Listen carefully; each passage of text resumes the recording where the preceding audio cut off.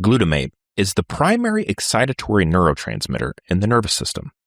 It increases neuronal activity of target cells via its binding to glutamate receptors present on the cell surface. Over 90% of all synapses in the brain express some kind of glutamate receptor and are thus responsive to glutamate.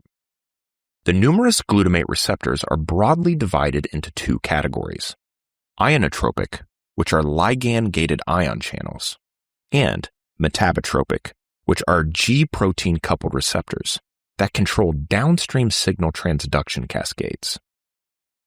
Ionotropic receptors are fast-acting.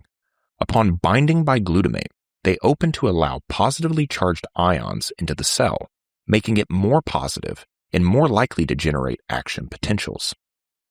There are three types of ionotropic receptors: AMPA, NMDA, and Kainate, named after the agonist that binds exclusively to them.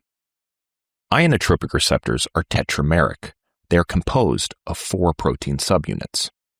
Because these subunits can have post-transcriptional as well as post-translational variations and may assemble in different combinations, each receptor group has many subtypes that differ in ion channel kinetics and properties. AMPA and NMDA receptors are primarily postsynaptic and often coexist in a synapse.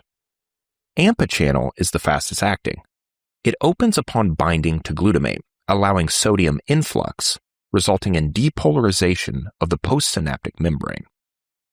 NMDA channel has magnesium ions blocking its pore and thus cannot open with glutamate binding alone.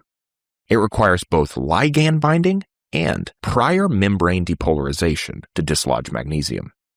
Hence, NMDA typically activates only after AMPA has sufficiently depolarized the membrane. NMDA channel regulates calcium influx, which mediates long-term potentiation and depression in memory and learning. Kainate receptors can be either pre- or postsynaptic. Presynaptic kainate receptors modulate the release of neurotransmitters, including GABA and glutamate, while postsynaptic channels contribute to membrane excitation. Metabotropic receptors are slower acting.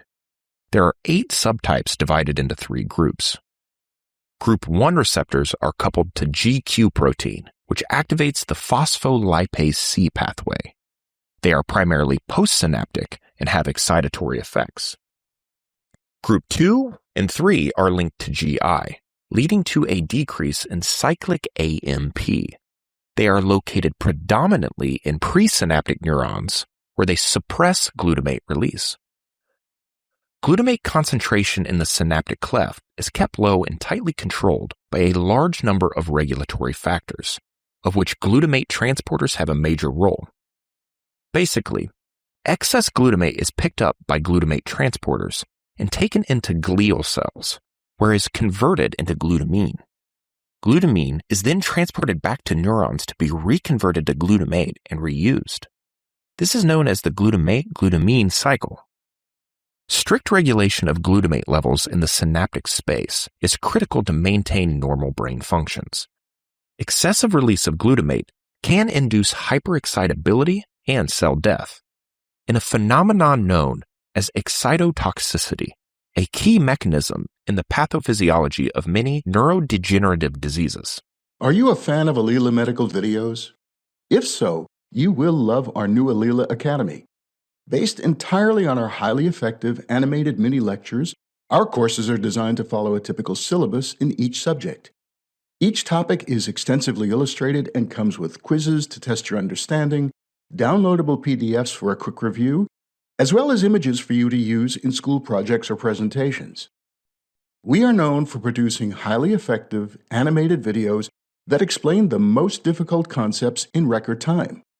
We have no doubt that our courses will be a lifesaver for both students and teachers alike, so do come check them out. Alila Academy. Clear, concise, effective, with extensive visual resource. No one explains like Alila does.